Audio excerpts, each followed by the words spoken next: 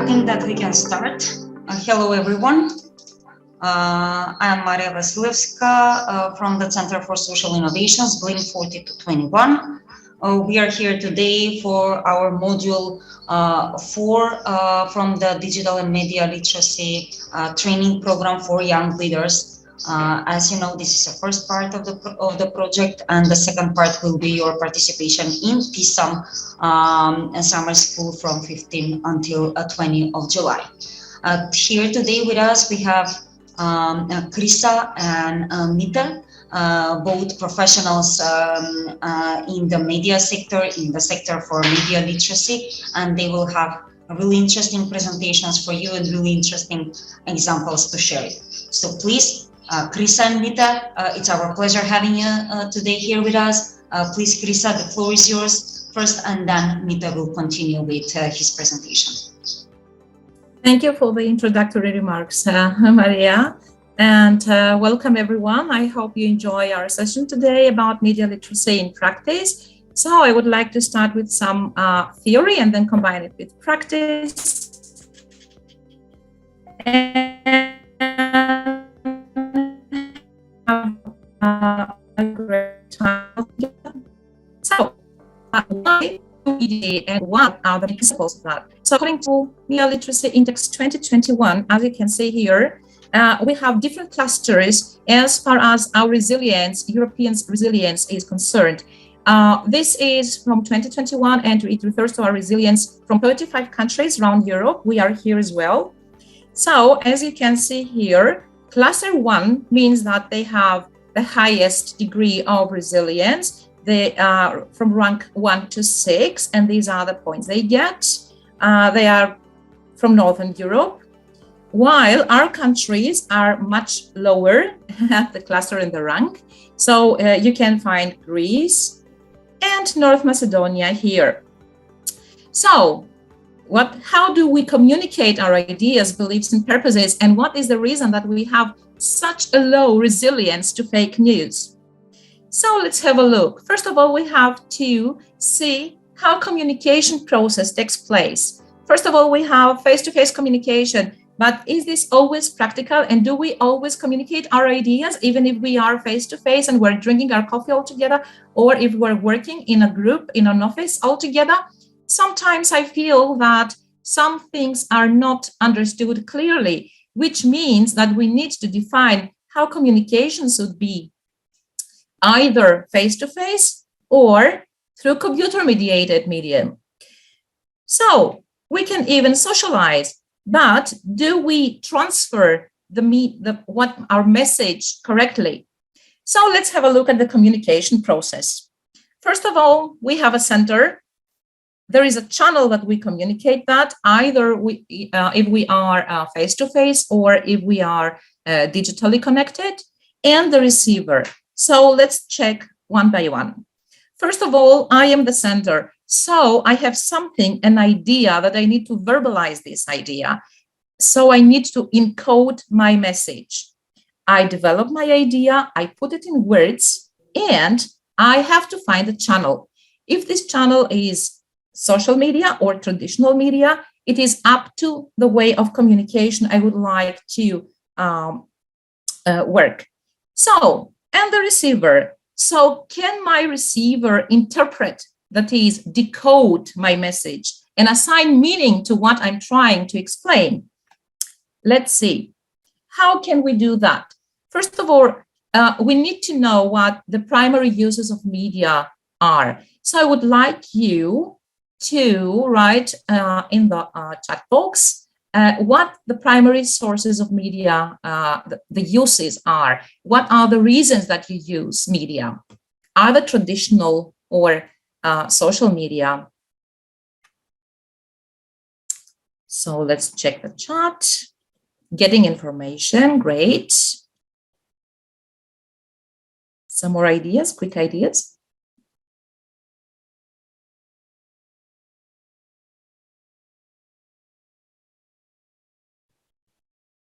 So we get news from there, okay. So let's have an idea if we are true with that.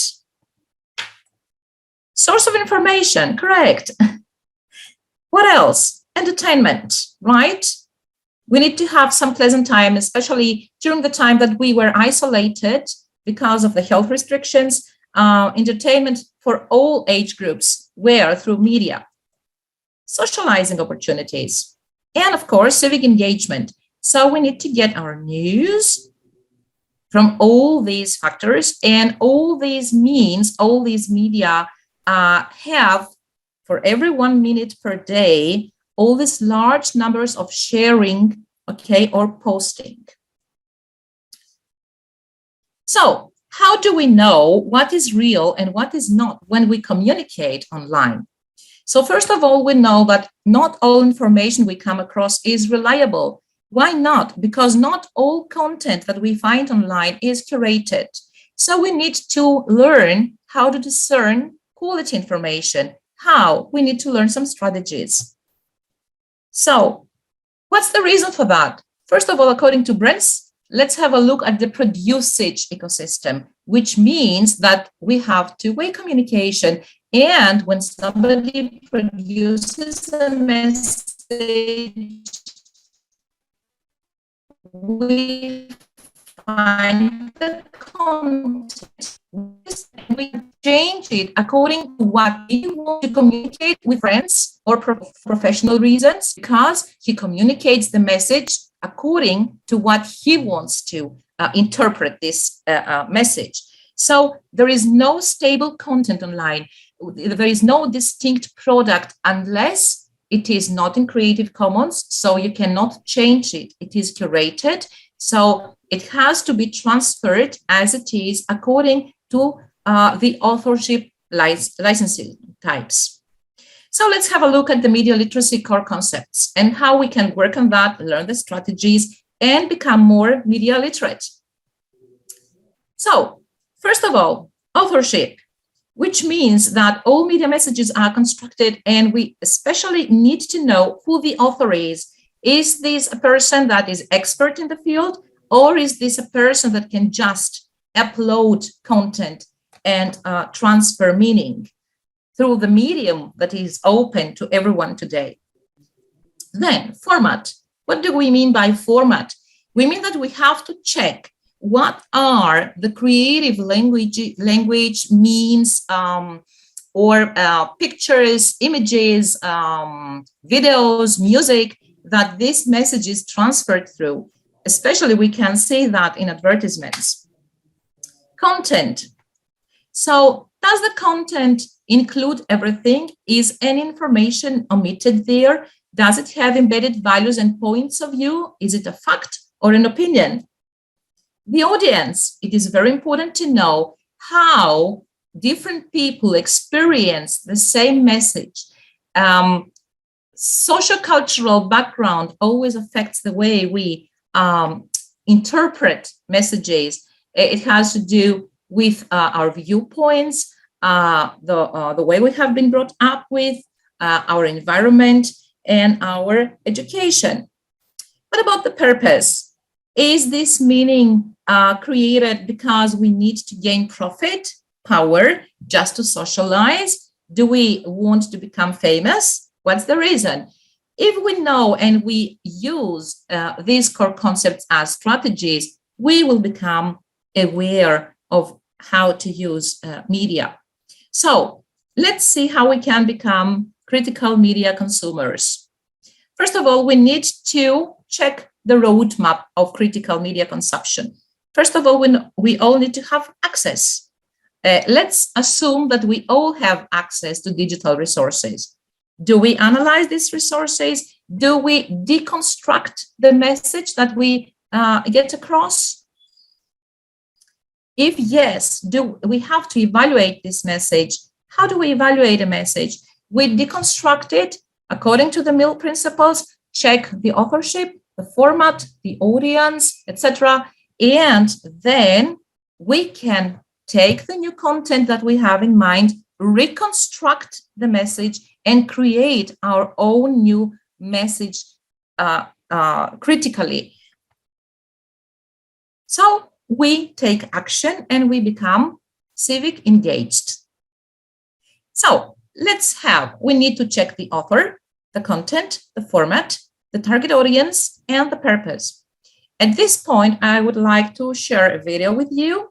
So this video is, let's say, our first practical exercise. So what I would like you to do is, according to the 5 Mill core principles, to check how the authorship is explained here, and the rest of the 5. Can you recall, or do you need help to recall? These are the 5 Mill core concepts. So if you want, you can take notes, and you will come across 5 questions during the video playing. So I would like you, let's say, to match the question with these ideas. Is that clear to all of you? Please ask a question if you have it. Yes, I made a screenshot from this, and I will share it in the chat so everyone has. Great. Yes, will have it. Great. Great.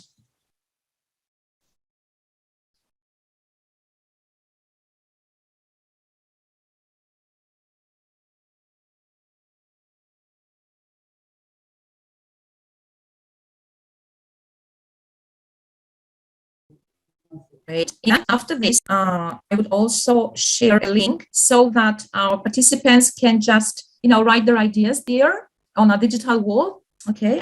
So can I go on? Yes, please. Okay. Thank you, Maria. So let's start the video. Please let me know if the sound is okay for you. There is no doubt that people, children especially, learn from all the media that they see. Is it okay? Just a minute, because I just... TV, apps, websites, video games, magazines, news sites, signs, digital billboards, packaging, radio, social media, and all kinds of advertising. The average kindergartner sees about 70 media messages every day. By the time they're in high school, teens are spending more than 1/3 of their day using media. Few of us fully understand how the media we interact with affects us and our society. So how do we sort through the noise? The key is media literacy. Media literacy is a set of skills that helps people, not just youth, analyze the content of media messages that they receive and that they send. To apply media literacy skills, we can ask 5 key questions. Who created this message?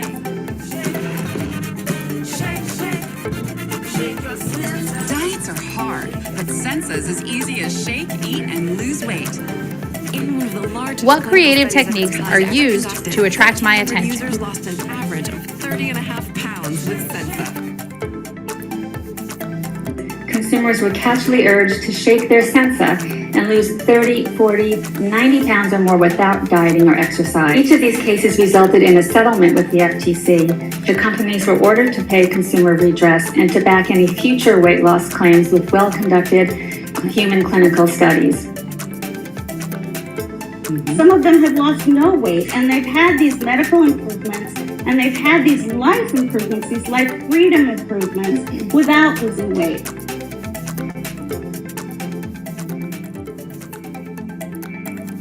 And why is this message being sent?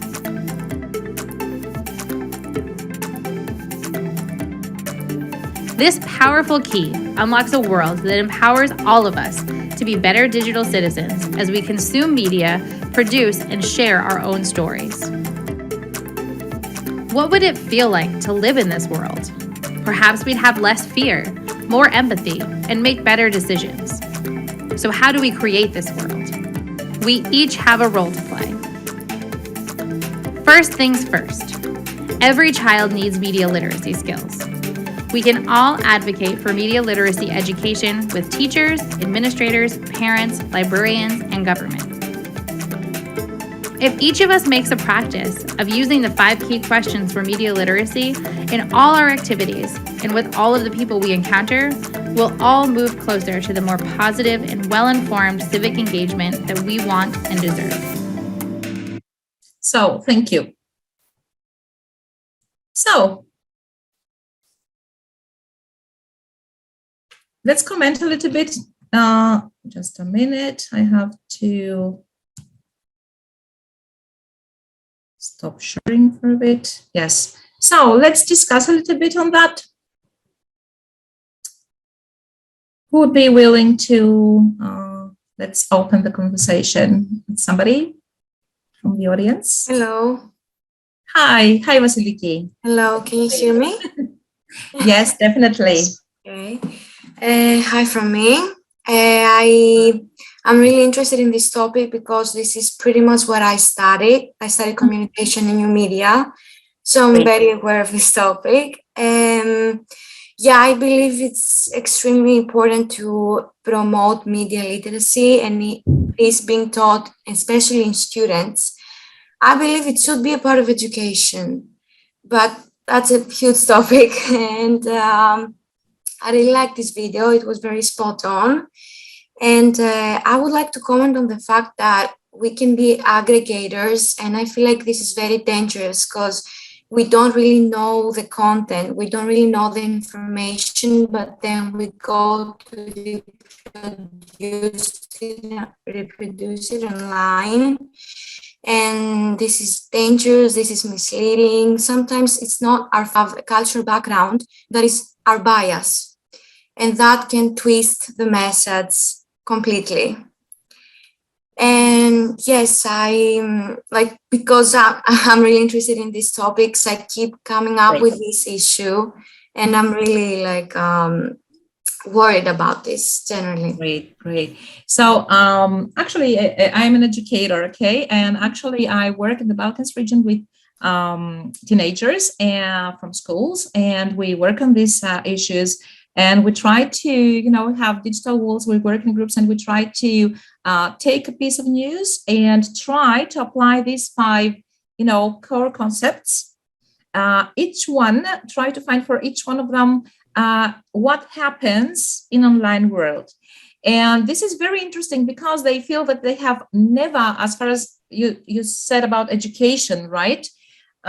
So 15 to 18 years old students have never thought of analyzing what they come across based on some simple strategies, though it is very easy to think of that. So let's say about the video that we saw, Vasiliki, what impressed you most?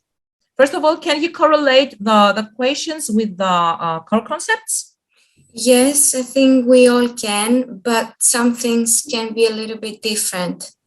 So when it comes to how we get the information, how the content is produced, well, I would say that connects to the format as well. The format, exactly. Could you please tell me if you, unless somebody else would like to grasp the mic, could you please tell me if you can distinguish what the format was like here in this video? Because the format was the most interesting thing here. Yeah. So what did actually impress you as far as the format is concerned? Well, again, it's my bias, but the digitalization of everything matters, obviously. And social media, of course, that's another issue because, social media is now a forum, a place where we can educate ourselves and say serious information. But then we have the other media, which is actual websites, professional ones, newspapers. And we can see that even though the digital world is one, there are many worlds, if I'm allowed to say that, in it.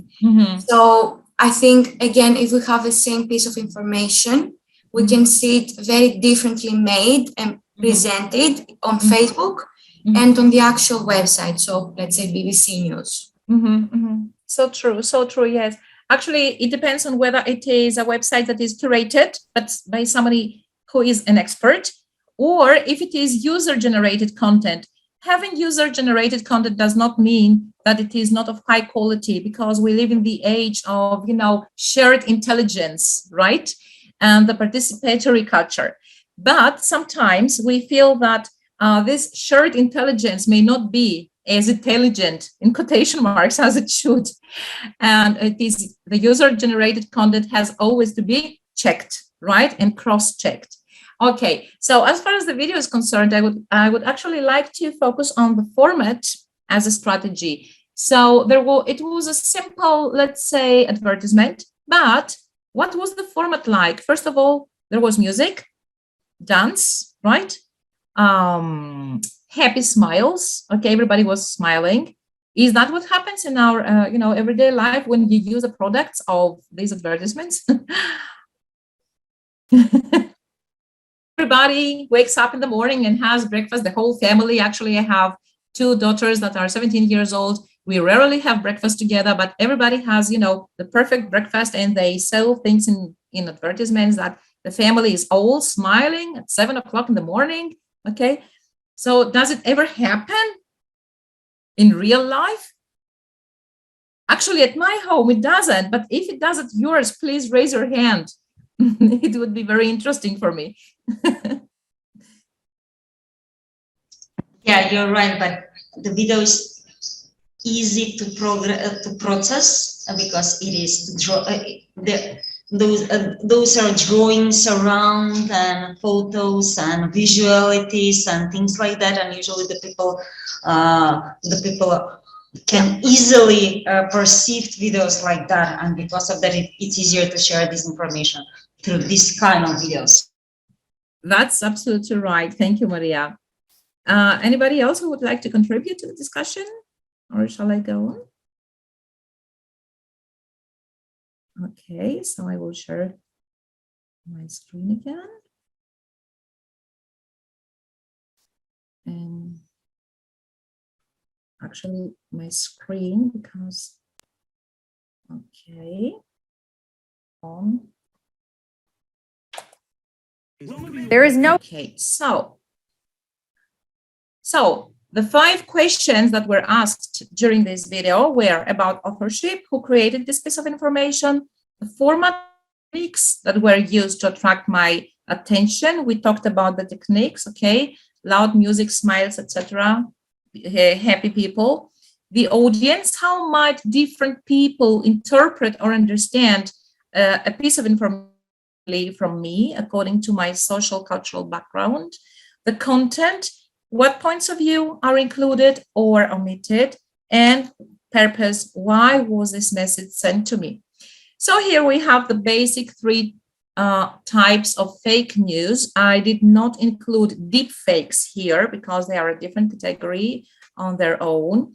So about misinformation, disinformation, and malinformation, the main reason I'm talking about this is that although misinformation could be correlated with, let's say, misunderstanding, and it may not be intentional, it can harm the audience, or it can cause harm to a government or an organization, though the intentions were not these ones.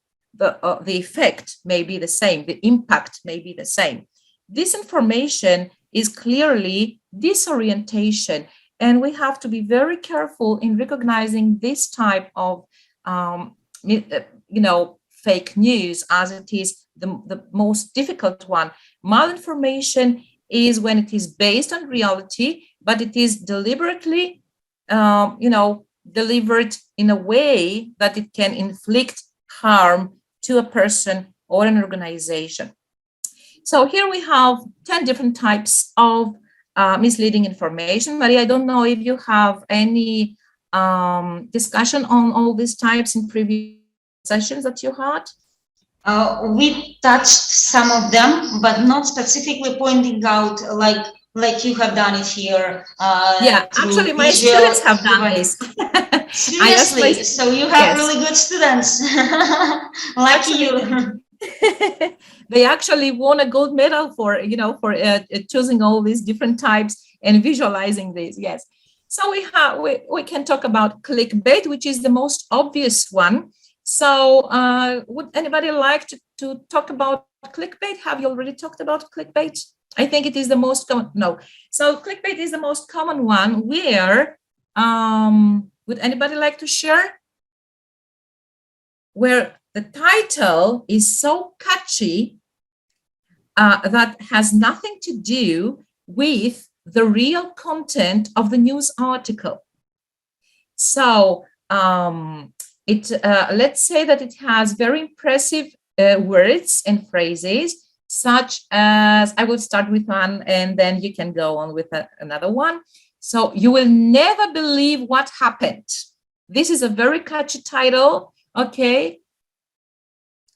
Don't miss this opportunity of such a great product. So, anybody else in the chat? Any other ideas?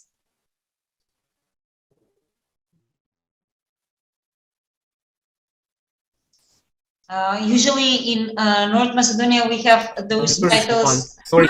Yeah, thank you for doing so. Yeah, my favorite one is actually because I'm a journalist, and we usually make fun of these clickbaits titles, and the one that we really laughing is that someone put a butter on a sun. See what happened next.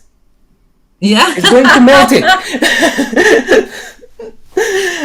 But isn't it but obvious people that will click it because it's just it's something that, like, the title is giving you this rush for doing something. That probably is the structure of the title and the whole psychology against us that is working. Even if you know that is kind of like I know what is going to happen if I click. I want to see what, but you again click. You're clicking that. So that's the whole. I think the whole mystery and success behind the clickbait titles. Yeah. Is because people just, even if they know, they want to again check it. Yes. Let's see what happened. So true. That's so true. Actually, I don't know if because they are trained to do that, but my students have started to recognize clickbaits much more easily than other types of misleading information.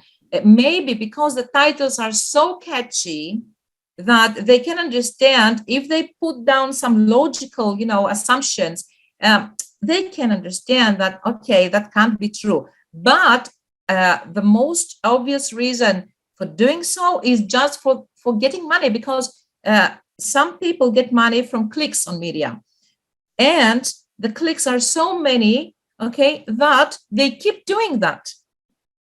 The most serious problem is with the clickbait that many people reshare a clickbait without reading the whole article. And that's the most serious problem.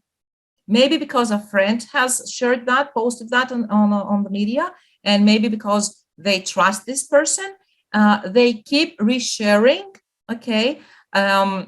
Actually, very recently, there was a very a fake organization that provided technical support to teachers with some laptops that were given out for free, and they were asking for educators information during COVID-19 emergency remote teaching, and they were asking for teachers' contact information, okay, and promising that they would send them free laptops to do their jobs remotely from home. And actually, I thought that it was just in Greece, but it wasn't, because my partner from another project that I'm working at the moment told me that the same happens in Romania and Bulgaria. So it is so widespread that we have to be very careful instead of clicking on misleading information. Pseudoscience. Let's talk about pseudoscience, because it is a very recent, a problematic area. So anybody who would like to talk about pseudoscience? Because it affects everyone in our days. Any contributions? Okay, people are a little bit shy. maybe. Okay, so let's move on then. Sorry, I don't know why I can't move on. I will take it from here. So, okay. Can you see my new screen now? My new slide? Okay, great. So, I think that you have seen this picture, this image in the media. Okay, I took it from Pixabay, actually. And I would like to share with you and ask you if you would like to contribute. So what are the means and the format that impresses you most and attracts your, your attention while seeing such a picture?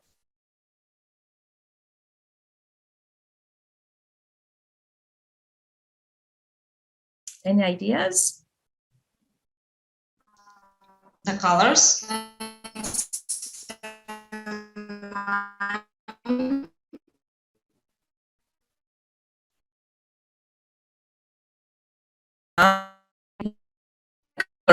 Okay. So do the colors usually, do they arouse emotions?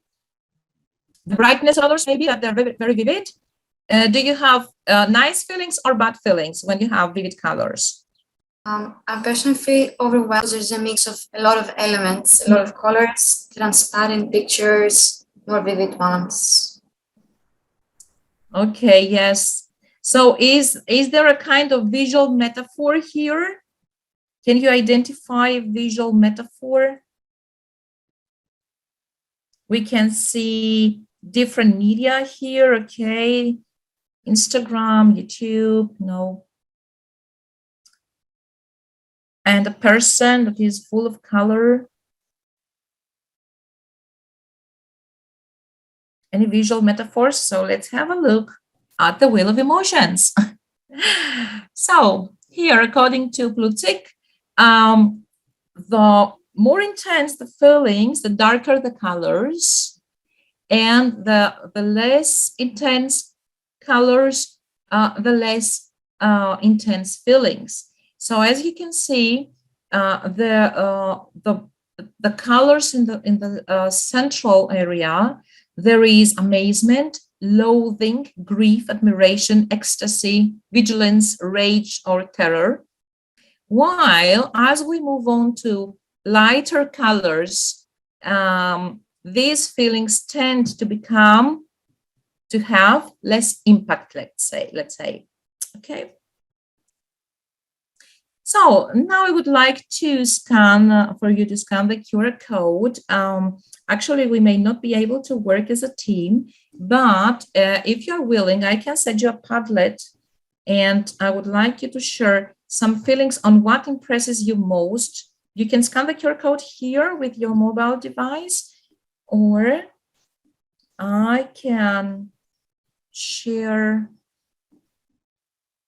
my digital wall to you. We don't need to work in groups. We can work individually.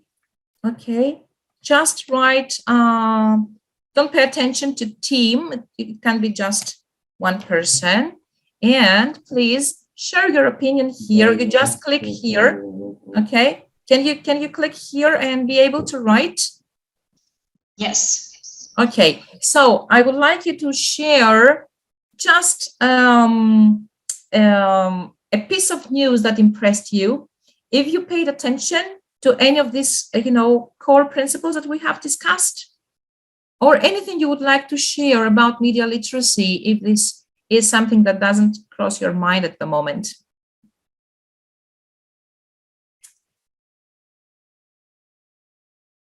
If you don't want to write your name, you can just write your initials.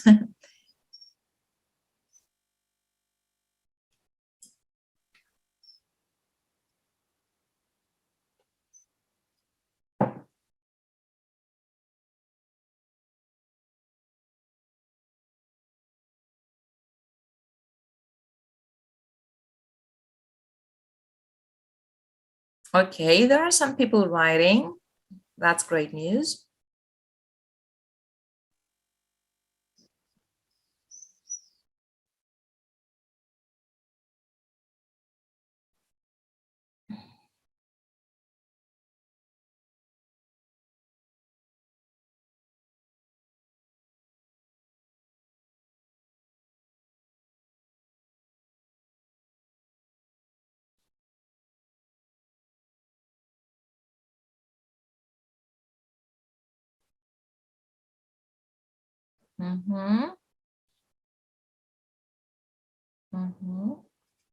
Great, thank you for your input. Wonderful.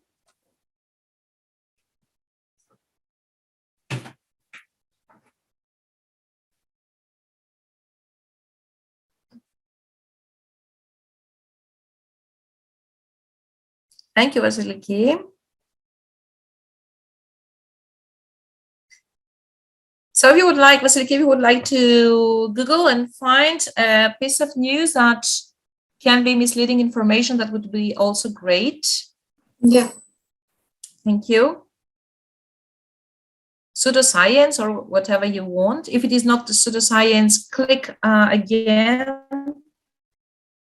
on the second, across the enter.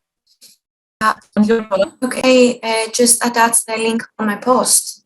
Yes, yes, you can, yes. Okay.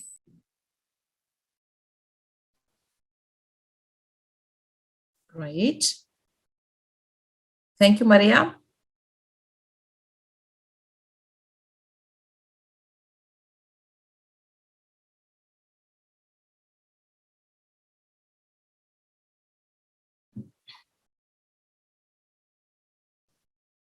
So is anybody else writing? So I'm waiting for Vasiliki to attach the link. Vasiliki, are you okay? Do you need any help? Are you okay? There are a lot of articles out there, so I'm trying to pick the best one. Okay, okay. Yeah. We have 2 minutes. You can do so.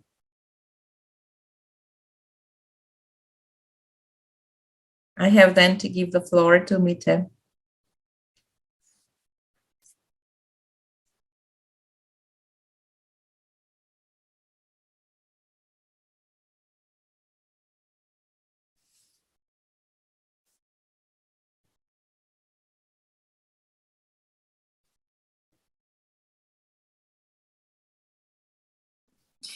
Sorry to interrupt. Actually, I found a BBC article that there are a lot of misleading stories in the article. And they touch Okay, upon. so you can put it here. Okay. Okay. So you can press the add button and give us the link, so that anybody who has access to the Padlet, the digital collaborative wall, can actually have access to Vasiliki's findings. Thank you, Vasiliki. Great. Thanks for sharing. Great. Great, thank you. If there are no other ideas, so we have Vasiliki's and Maria's ideas. Thank you both for your contribution. So before moving on, I would like just to tell you a couple of things, and then I give the floor to Mite. So what I would like actually to stress is that when we are producers of information, we have to be very careful with licensing of resources. That means that we have always to attribute and give credits to the person who has created a new message, right? So in terms of licensing, here you can see what they mean. So by means attribution, so the author. No derivatives, and D means that we cannot change the work or redistribute it differently from what it was created. Usually it goes for scientific work. We have to share alike or non-commercial.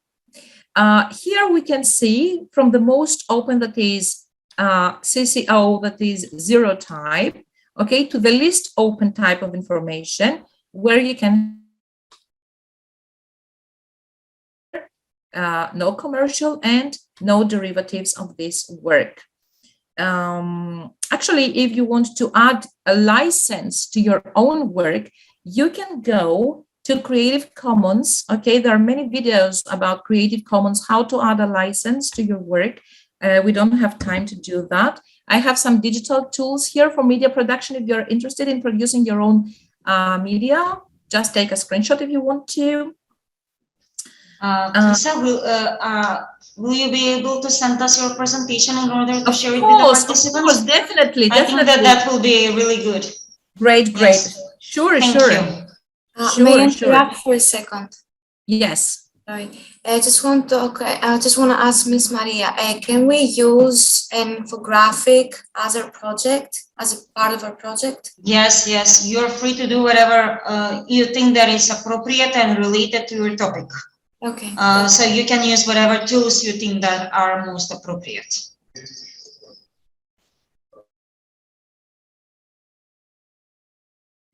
Those takeaways, check the dates, okay, have a reverse image search. The T9, for instance, is a good one, okay, or Google Lens, okay. So what am I making? How do I put things together? Okay, what kind of genre do I need to create, and how can I do that, combining different elements in order to build the whole idea, okay, and how similar or different what I'm producing from other people. We always need to check what kind of technologies we're using, because the medium is, as we have seen in the communication process, the medium, especially if it is asynchronous, okay, and does not include, body language or facial expressions, should always be able to transfer the content successfully.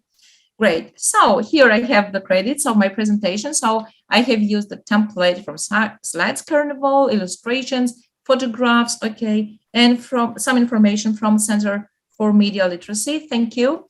As you can see here, I have also, okay, I can share my work because you can change it, you can use it, just say who created this presentation and that it is for no commercial reasons. Okay, thank you so much. I'm looking forward to your inspiring media production. Thank you.